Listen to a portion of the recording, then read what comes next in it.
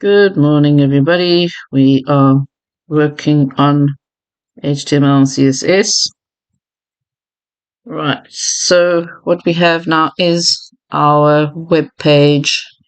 If I run this program or this replit, I'll have this is what is displayed, and now let's explain each section. First of all, we know we're dealing with HTML, open and closing tags, just as normal, and then we have a title, which is inside our head tag, and we used to using a title, which is just the tab name on the top of your browser, and I've added an extra little link here to style.css file. We're going to talk about that today. Before we do that, let's have a look at our body tag. In the body, the main body of the actual web page contents, which will be displayed, we have an unordered list of type bullets. I've put a nav there. We'll talk about that later because we're going to format it in our style.css file. But with our unordered list, we'll see we have references to page 2.html and page 3.html, which are links to those two pages. I've created page 2 and page 3. How to create a page, you just click on new file there, type page HTML, press enter, and then you have a new page on the left-hand side here. Take note, we have to deal with the index.html first. Replit won't run without having an index.html, so you have to start off with your main page, which is our index.html. Right, now in this main page we have links to two other pages, as you can see, and if those pages were in folders, then you would put in folder name / but they are not in folders. Put them in, but I'm not going to do that now. But if they were in folders here, then you would have that folder name over there and a / to the page 2.html. Right, so let's just talk about the paragraphs. Now, if you look at paragraph, this one, there's a paragraph, and I've formatted it using little code over here to format the color, the size, and the font family, which is the name of the font. And there's another paragraph with a different color and a different size, different font name. And then we have a paragraph here, which is another paragraph with the color blue, font size 22, and font name Calibri.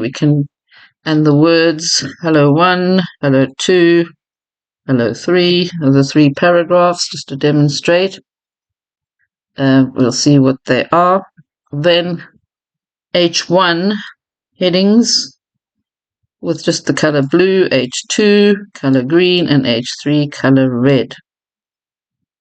And no size stipulated because H1 and H2, H3 come with their own built-in sizes, which is why we use them.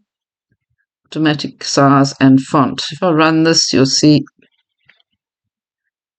what we're talking about. There's paragraph 1, paragraph 2, paragraph 3 with the colors and the font sizes and font types.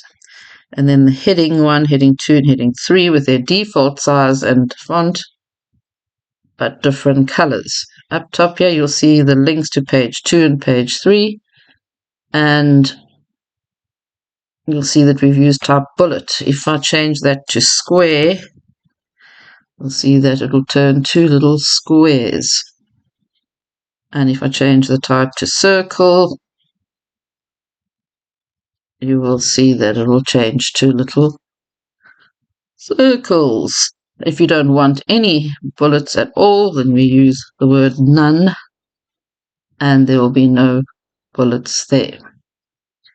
Right, so that's that. Now we've done formatting here on the page, and it looks quite messy.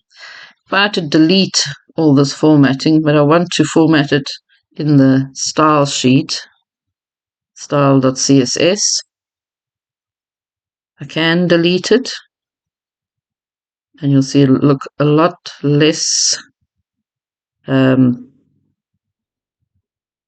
a lot less typing to be worried about on the main page, on the pages themselves.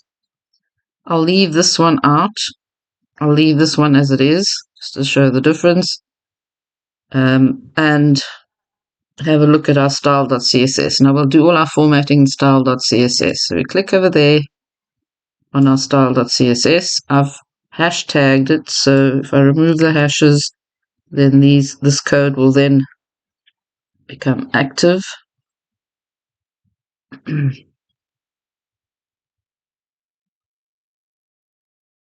Right, so we've decided, in style.css, at the body, the background color must be light blue. We can change it to any color you want there. You can actually just pick a color from the little box. In the H1, we're changing the font color to green. In H2, the font color to red. In H3, the font color to blue. And for all paragraphs, the color must be blue, font size 30, and font family Arial. If we go and look at our index page, you'll see that, yeah, those two paragraphs will be that. But if our first paragraph, we said the color must be red, font size 14, let's make it 34 just to make it extra large, and font family Tahoma. Right, so this paragraph should actually will then be defaulted to that style. It won't take on the P paragraph style that we set here. So now we've removed all the formatting on the others, the headings and the other paragraph. We'll deal with the links later. When we run this, we'll see that the page will now be blue. There's that first paragraph there, red, and these two paragraphs are taken on the style of this paragraph setting in style.css. And heading 1, the color has got green. Heading 2, the color's got red. And heading 3, the color's got blue.